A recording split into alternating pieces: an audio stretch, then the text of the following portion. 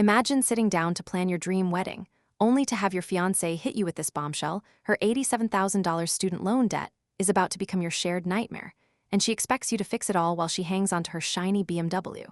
That's exactly what pushed me to walk away from my engagement to Emily, and what followed was a whirlwind of entitlement, family meddling, and one epic eviction. Emily and I were deep in wedding talk when she dropped it casually. Once we're married, my student loans become our problem to tackle together. I knew about the loans, she'd mentioned them vaguely before, but specifics, not so much. How much are we dealing with? I asked, keeping my cool. She squirmed a bit. 87,000. I almost choked on my coffee, but I played it steady. As an accountant, I live for solving money messes.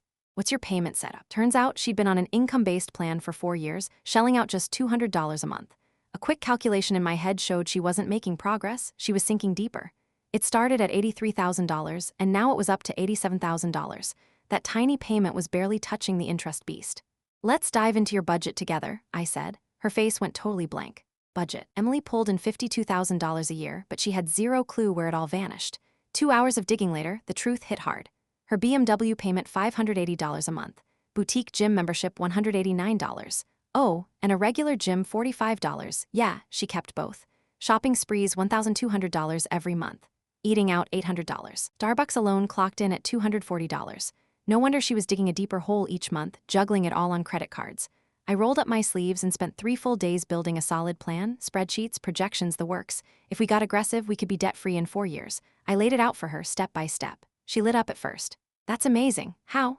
Easy sell the BMW. She owed $28,000 on it, but it was worth $30,000.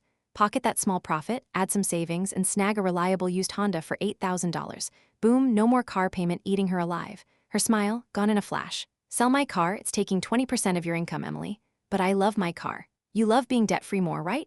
She mumbled, I guess. Next up, ditch the duplicate gym memberships and those random subscription boxes. Freed up $659 a month right there.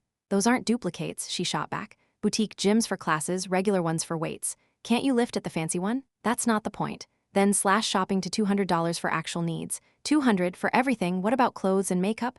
That's what the $200 covers. She lost it. This is insane. You want me to live like a peasant?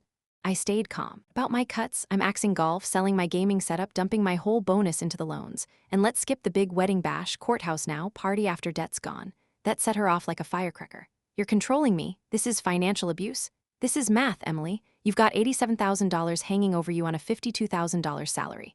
My friends don't live like this. Your friends probably don't have 6 figures in debt. She stormed out to crash at a buddy's place. The next day, she returned with a compromise, drop the meal delivery service and trim eating out from $800 to $600 a month. I did the math out loud. That's still $20 a day on takeout.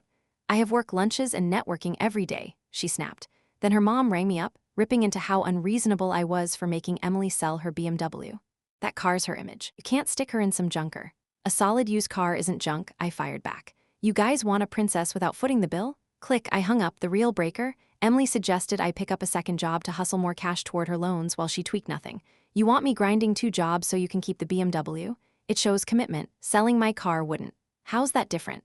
It just is. That was it. I started packing my bags. She freaked. Fine, I'll ditch the stupid car. But no, I needed a real partner in sacrifice, not someone who only budged under pressure. Once I moved out, the drama cranked up. She barged into my office with a binder full of pie charts, preaching how her debt was an investment in our future. Security had to escort her away. Then the social media barrage hit, posts shading men who don't get investing in appearance, and how true partners back your dreams. Turns out she'd hopped on those fancy dating apps hunting for a provider. She matched with some Wall Street type who grilled her on finances by day 3. When she floated expecting her next hubby to handle her loans, he cut her off mid-sentence and asked for the check. The grand finale? My old landlord calls your ex is 3 weeks behind on rent. She swore you'd cover it. Eviction loomed. Her family lit up my phone. How can you let her end up homeless? Sell the BMW, I texted back. That covers 3 months' rent. I need it for work. Then pawn the Chanel bag, that's an investment, right? Or get a roommate. I can't bunk with strangers. She got booted anyway, shacked up with a cousin in a sketchy part of town. Still clinging to that BMW though, and now her loans ballooned to $93,000, plus $18,000 in credit card spin. Her final text? I'm scraping by like a poor person now. This is what you wanted. No, Emily, what I wanted was a teammate who got that our problems mean both of us stepping up. Not this one-sided entitlement show. And honestly, walking away was the best money I never spent.